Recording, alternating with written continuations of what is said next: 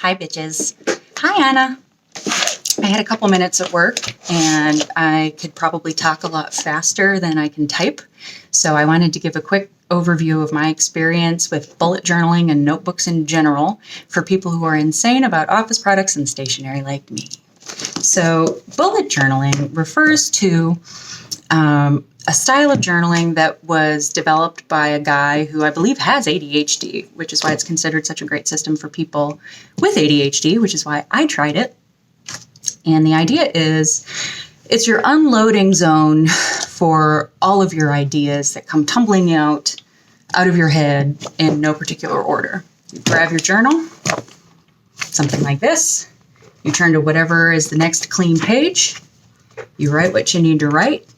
And then you go back to the index page, which is either a page that you have set aside for the purpose, or some journals like this one come with a table of contents or an index page already in. And you just note, meal planning for the week of March 15th is on page 153. And again, some notebooks, it's not wanting to focus, but you can use your imagination to know that's a page number at the bottom corner of a page. Some notebooks like this one are particularly well suited to bullet journaling because you don't even need to number the pages by hand. It's already numbered, so you're not going to screw it up. It's very attractive to me. And the real power of bullet journaling comes in the method and the technique. It's not that, which is, sort of my superficial take on bullet journaling, which is just write everything in the notebook out of order and then flip back to the table of contents and note the page number down so you can always find your notes. That didn't work for me because I never went back to the table of contents and put the page number down. I'm literally too ADHD for bullet journaling. And I'm also not in a routine habit of doing the real secret sauce of the bullet journaling system, which are the yearly, monthly, and weekly overview pages. The magic of the bullet journaling system is that it gives you a templated approach toward planning out your time and how you're going to manage it and how you're going to use the time that's available to you to get your goals done. It streamlines that process or templatizes the process for you of not only setting up and planning for your month, but also going back and reviewing, did I meet my monthly goals? Was what I put on my plate this month too much? Can I put more on my plate? What worked this month and what didn't? So I'm going to post some links to other videos by Bujo enthusiasts. But for me, bullet journaling didn't work. But I'll tell you what did. So my problem with notebooks in general is that, first of all, I need them to go everywhere with me. And like every traditional fine artist and designer in the universe, I started with moleskins. The reason is the paper is lovely and smooth. So you can use good pens. You can use your felt tip pens in moleskin notebooks. If you have felt tip pens, if you don't already know this, especially brush tip pens, Shelby, this means you. All of your beautiful modern calligraphy pens need smooth paper, not regular printer copier paper. The ends of your brush pens will fray and you won't get beautiful, clean, fully saturated downstrokes, and you won't get those nice, thin upstrokes after you fray the tip of your brushes. And once you fray them, they're done. You can't do anything about it.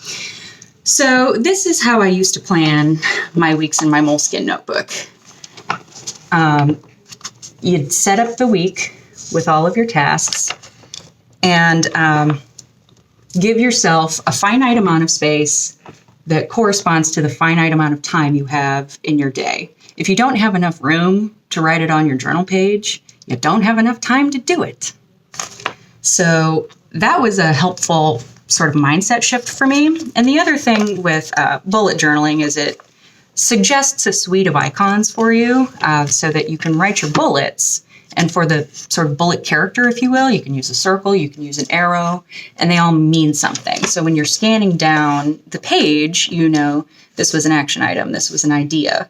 And you can take what you wrote down here and move that into the appropriate place for you. Like if you manage your tasks in Asana, Jira,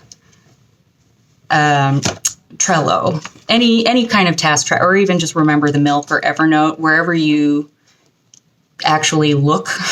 It could be your notebook, you know, if you just pull it into your tasks for the next week. But that's the idea of the dailies and the weeklies and going and doing your sort of retrospectives on bullet journaling.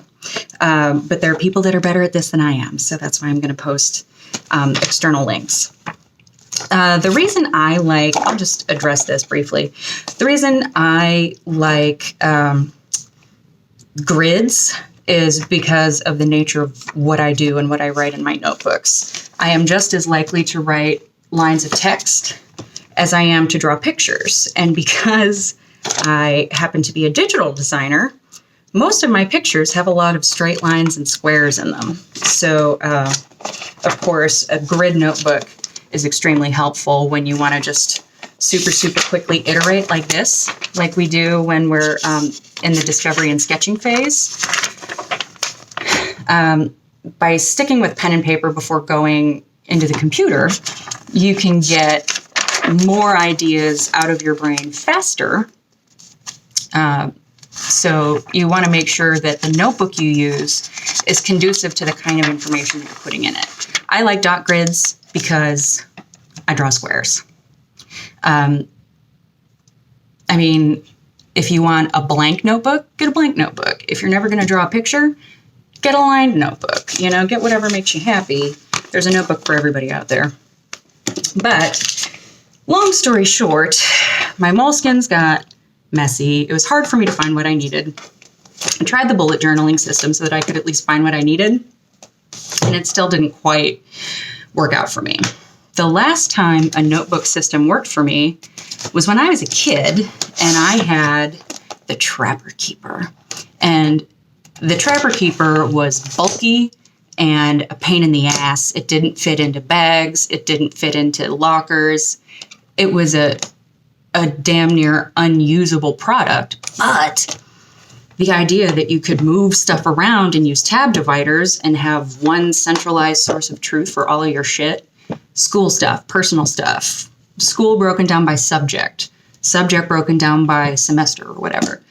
It was the perfect organization system for me because when I wrote what came out of my brain in the order it came out of my brain, then I could just take the pages and put them where they belong with the rest of the pages that are about that thing. So what is out there for adults that fits in an adult bag and doesn't have Lisa Frank art on it? Not that I'm necessarily opposed to Lisa Frank art, but my clients might be. So I found the disc binding system, and I'm road testing it right now. So far, I love it. My only critique is that the disc binding is a little bit unsecure compared to a traditional ring binder system, whether it's a 3-ring binder or a 5-ring binder. I used to have a 5-ring. Whether it's a disc bound system like this or a 3-ring binder, it kind of doesn't matter. What I like about the disc binding system is that unlike a 3-ring binder, you don't have that tall binder edge that gives you the uneven, space to work with left over in your bag, right? You put the binder in, and now you've got a book's worth of space here and nothing over here. So what do you put in there? Now stuff doesn't fit right.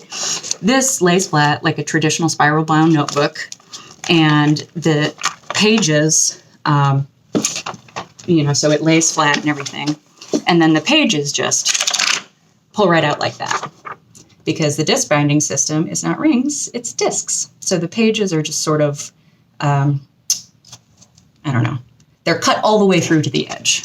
So you can insert them and reinsert them without having to open any rings. And I've got to lay this down to get it started back on there.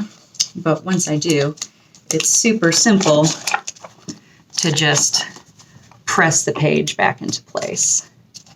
And now it's in there, and I can, flip pages normally again. So what I really like about this notebook system is I don't have to continually rebuy $20 fucking Moleskine notebooks, excuse me.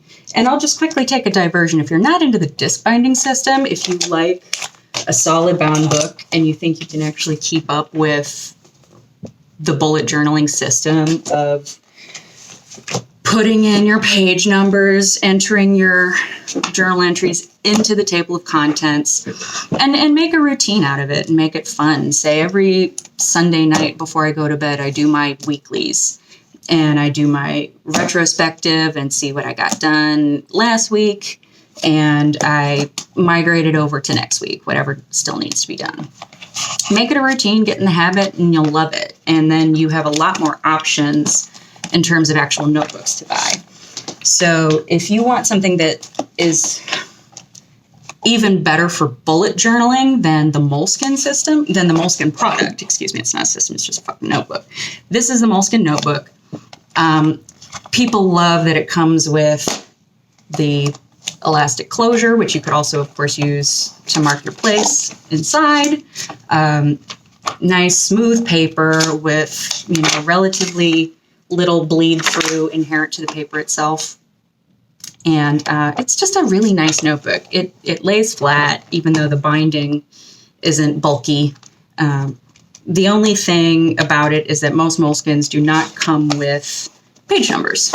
But what is amazing is that they do come with back pockets. Anything with pockets, bitches love.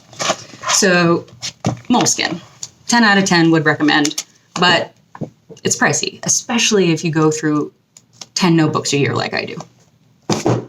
What else?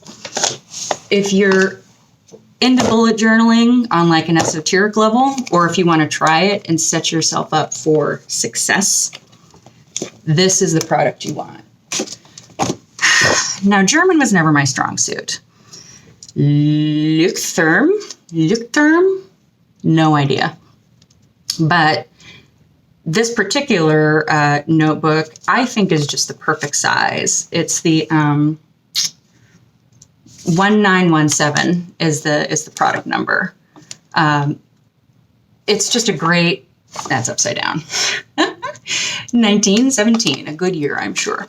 It's just a lovely size. It's big enough that you can actually write in it, but it's small enough that it will easily fit into any purse. It also has the back pocket, and I would say that the pocket and the construction of the notebook and the quality of the paper is higher than that of the Moleskine. It's beautiful, frankly. And it already has the pre-numbered pages and the table of contents page already printed into it with, the book plate front page printed on this really nice cover weight stock, a nice slip sheet. So again, you're not going to have bleed through on your cover pages. And they give you a couple of table of contents pages, plenty of room. So this is just a lovely, I would say, best in class product. And they give you cutesy little things too. And of course, everything comes in German, but it is the same. So they give you little, if you want to put a label on your notebook to tell yourself, this is spring of 2019. Whatever's helpful for you. Put your name, whatever. I'll just put that right in the back pocket so it's ready when I go to use this notebook. This notebook feels like a treat to me. It's like a special personal treat. So if you're just getting started and you want to motivate yourself to do it, you buy nice things. Set yourself up for success. Don't cheap out and make it a pain in the ass. Like, when's the last time you used a really, really good chef's knife to cook? And when's the last time you used a really, really shitty knife to cook? It totally changes the experience, right? From a chore to, hey, this isn't half bad. I could totally do this without killing myself. But there you go. Awesome product, available on Amazon. I'm not sponsored by any of these companies. I've just bought a lot of notebooks. And then you have your super, super cheapies on Amazon, like this guy. I think I got this for $5, $7, something like that. I found it on Amazon. There was one in every color, and it's not awful, but I honestly wouldn't buy it again. Even at $5 or $7 or whatever it was, I would say it still isn't a great bargain. The color is applied to the cover by digital printing. You can tell because the color is not a solid, nice color field. Like if I look at the moleskin, which is actually covered with a kind of faux leather material, it's gray. The material is gray. This is white cardstock that to get it different colors, they just printed the color on and then coated it with a soft touch coating. So it does kind of feel nice in the hand, but there's also something about it. If you're like me and you handle your notebooks a lot, soft touch can start to feel a little bit grubby as you finger it. So, and the other thing about these notebooks, they're so cheaply made. Obviously, everything is digitally printed on here, and even the dot grid isn't perfect. And for most people, like, who cares? The dots are spaced out a little further apart horizontally than they are vertically. And I don't know if you can see that in this video or not, but it's enough of a difference to make a digital designer go crazy, because I'm trained to spot a dead pica from a mile away. If you're not a designer, you probably won't care. But, you know, if you're one of those people that'll get distracted by stuff like that, do yourself a favor. Technically, this notebook is double the price of this notebook or whatever, maybe even 3 times, but worth it. When you think about how long you're going to be using it, months these things last, do yourself a favor, get nice things. In the middle between the high end and the super high end, the moleskin and the German product, and the super low end, the Amazon disappointment, there's this brand. These guys are made in France, and they're just really nice notebooks. You can see the cover or the packaging or the structure of the notebook is extremely minimalist. It's like a reporter style is what they call this particular configuration, where it's bound across the top edge. But they all have this kind of super, again, minimal staple binding. Again, you can get this format or this format. I like this format, again, because of what I draw in it. So, again, it's hard to see, but websites, long scrolling things, this aspect ratio, which is the name of the relationship between the length of both edges, the aspect ratio, it works for me and the kinds of content that I generate. Because this is literally how we do websites. It starts in sketch form like that. So for me, this little guy is perfect. You can see this was only $6. I think I bought it at the Container Store of all crazy places, but it's really nice. They have the sort of conversion tables on the back, which is, again, another holdover from my Lisa Frank folders that I miss. And again, the paper is smooth. It's thick enough that you're not going to get excessive bleed through on the paper. And it just lasts long, holds up well. It's a minimally made product, but it's well made. You can see the paper is PEFC certified, which I think is similar to, we have a similar program here in the States, the Forestry Council or whatever. But, you know, theoretically, it's ethically sourced paper. It's nice paper. And this is one that I've used to the point of exhaustion. This one's full, and it's in better shape than some notebooks that I haven't had for very long. And you can see this fell out of here. These Rhodia notebooks come in all kinds of sizes and shapes. I like this one quite a lot. Obviously, this isn't the whole notebook. This is a page out of the notebook. But you can imagine it's a long, thin one like this. And they come in orange and black. If you don't like the orange, I like the orange because I can find it in my bag. But they have the list configuration too. And what's nice about the rodeo ones is that the whole notebook is perforated along the top edge. So any of these pages, you can see I've already pulled out quite a few. So if you remove the pages on a regular basis, don't get yourself one of these. They'll drive you crazy. The German notebook has some perforated pages. So if you feel like you may need to tear out pages, but not usually, this is a great option because it gives you a few. This, nothing.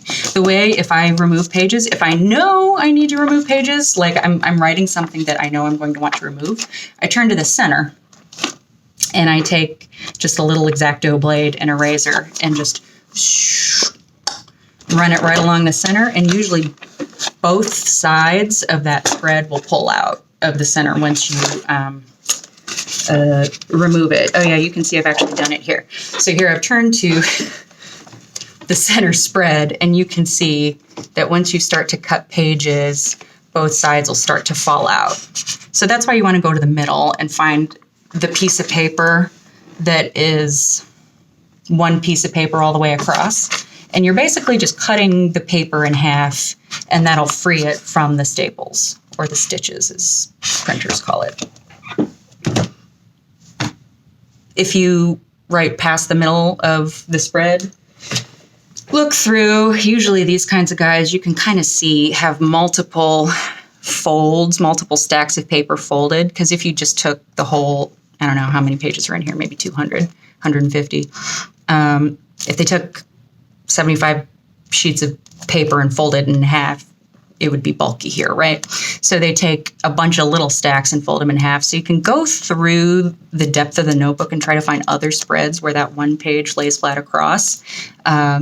Because otherwise, if you just remove a random page, you're going to lose a random page somewhere else in the notebook. And if it's like way towards the end, the page you're going to lose is going to be either way towards the beginning, or you don't know, and it might be a page you actually want to keep in the notebook. So just be mindful if you start removing pages from these guys that weren't designed to have pages removed, you can do it. You just have to do it thoughtfully and be careful about what's on the opposite side of the page that you're trying to remove, because it's probably going to fall out too. Unless you remove the page way in from the gutter. So if you cut the page out like 2 inches in, then you're going to have enough paper on this side of the staples to keep the other side in. Way enough about that. Now let's go back to what I'm doing now. So my grown-up Trapper Keeper, I got the ARC system because it was on sale. I believe the ARC system is a Staples product, but every office store, well, there's really two main ones now. There's Office Depot, which merged with Office Max years ago, and there's Staples. Those are really the two office supply stores that are operating here in the States anymore. This is the Staples product, but the Office Max product is just as good, and it's exactly the same. You can take a Staples cover and an Office Max insert and use them in conjunction. It's totally fine. It works great. But what I do, so this is the guts that come with just the plain notebook. You can buy these ARC notebooks a couple different ways. I just buy the notebooks. You can get these weird off colors. I'm in a very fortunate position in that I'm a director in this company, and when I want to change notebook systems, I can make ridiculous demands that everybody has to get on the same notebook system with me. So what I had the receptionist do was order like 24 of these notebooks, and she found this weird color that she could get for like $4 a piece. This is what mine looks like now. I keep the front, subtle. Shout out to Craig Horkey, who is the illustrator from Pittsburgh that did the cat. And, I've customized my notebook so that it makes me happy, sparks joy, that kind of thing. And I've also purchased a lot of add-ons to really make the system work for me. These pocket dividers were super cheap. I bought a bunch of them. I think they were like $2 for a pack of 2 or something like that. And they're really nice because they're plastic.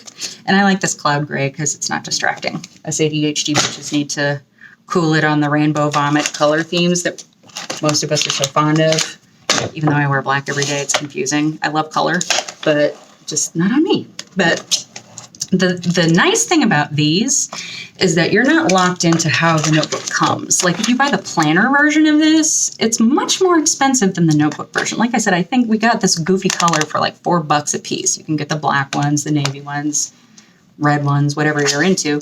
And then there are so many covers. Martha Stewart has a line of disc binding products. If you want to get cute and fancy and blingy and really spark joy, you can get gold discs. You can get like leatherette covers. You can get real leather covers if you want to get really fancy. I'm just starting with the super basic to make sure I like the system, and that at any point, changing the cover is just as easy as moving the pages around. In fact, you know, I swap out covers when I go to client meetings. I just put on a plain black one instead of this one that I bought for myself. I didn't make the receptionist buy me a plain black one. I guess I could have, but I also didn't have to put stickers all over my goofy turquoise one. So yeah, what I really like about this, obviously, is you can just move shit around as you need to. They also sell these little packets of list making things that are very, very similar to the Rhodia brand list making papers. Here's the Rhodia brand. I have them, like, I'm sitting at my desk. There's literally Post-it notes and these little lists all over the place. So very similar configuration. The Rhodia one's a little bit bigger, but I never look at these little pieces of Rhodia paper and say, thank God they're this size. This size is fine. And they're cute because they have these little tabby tops, so you can stick them out the top of your notebook if you want. If you want to use it for like separators, you can do that. I basically do my weeklies in here in these little list styles. It's very helpful for me. I like ad hoc lists, which is another reason the bullet journaling system doesn't really work for me. I can't be on rails with my lists, man. I need lists on lists on lists. So I can make lists in any damn way I like. The other thing I like about this system is you're not locked into the paper that they sell. So this is the kind of paper that I like. And you can see it's blank. And what I do is I just bought the punch. I bought the one at Staples. It looks like this. It's big, but it's super easy to use. Even I can use it with my little weak girl wrists. It's not like one of those 3-hole punches where you have to jump up and down on it to get it to work. And I had my receptionist buy this. I bought several reams of it because it wasn't my money. But even if I were spending my own money, this is what I would buy. So this is the Strathmore brand writing paper. And this is the natural white cotton wove. This isn't super, super, super ideal for felt tip brush pens because it has a little bit of texture to it. If you use like super, super, super fancy brush pens, you almost want to use a coated product. A lot of calligraphers use laser. Like if you go to Kinko's and you order color laser paper, or if you have a color copy runoff, the paper that you get has that really smooth feel. Actually comes from clay of all goofy places. It has a little bit of a coating on it, kaolin white clay. That sort of almost glossy surface that makes it so good for laser toner makes it good for your laser pens too. I don't like it just because I don't like to use printer paper for fine art. It just doesn't have a nice look and feel to it. But if I bought super, super, super expensive felt tip pens, I might splurge a little bit more on the paper I use. But this Strathmore writing, it's like $20 for a ream, and I just punch it. And the nice thing about it is you can photocopy anything onto it. If you really like the notebook pages as they're laid out in the product, go for it. Run these off on your paper. The paper that comes with the notebook, of course, is just regular ass photocopy paper. It'll really tear up your felt tip pens. I mean, not really, but it's not good.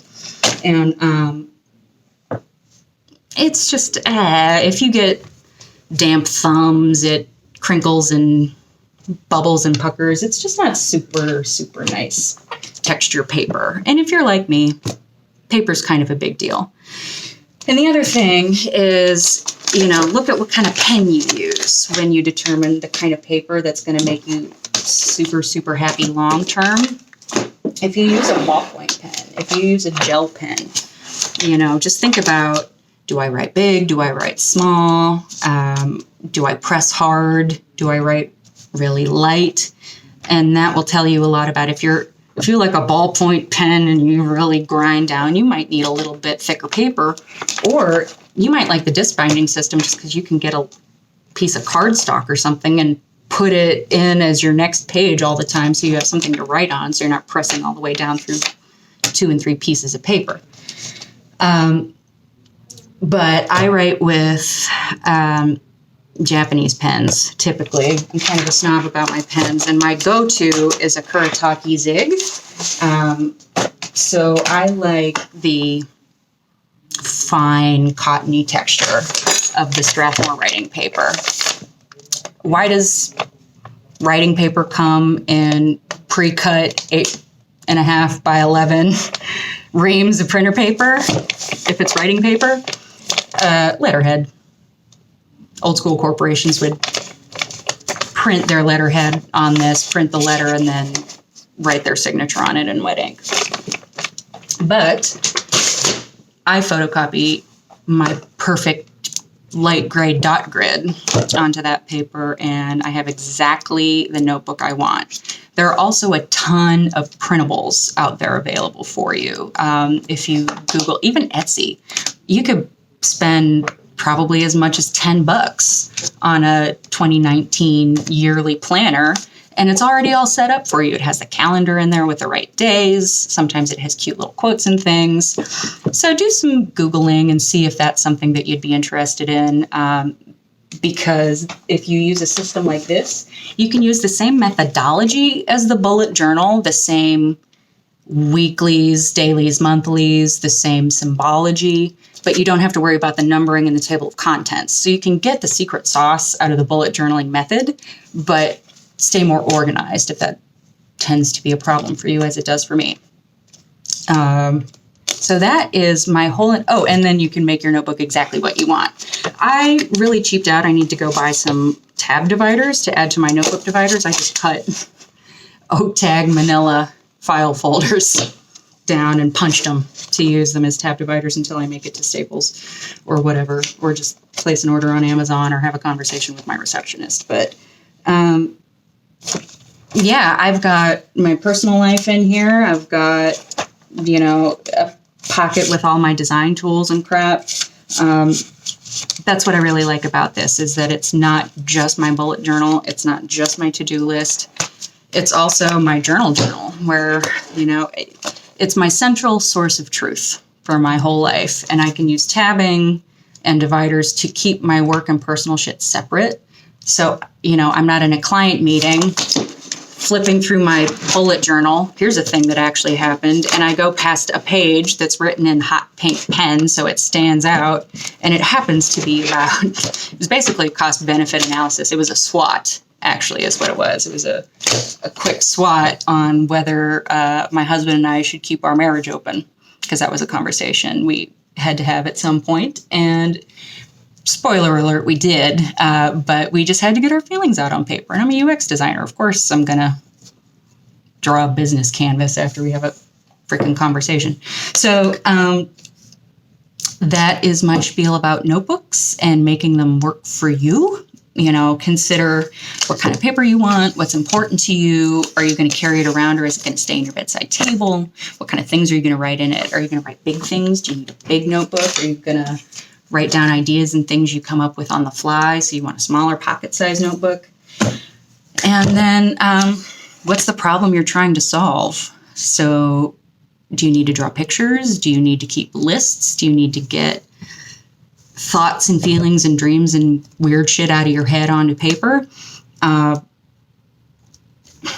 Maybe even go just get a couple sheets of paper and friggin' staple them together for a little while and see if you like the paper, see the size of the shit that you're drawing in there, see the length of the text that you're writing in there. I'm all about iterative testing and, the proper tool for the job. So if you find out this is what you need, but you're like, oh my God, I don't want to spend $25 on a little notebook. bitch, do it. If it's the tool for the job, you'll use it. And if it's a shitty tool for the job, you won't.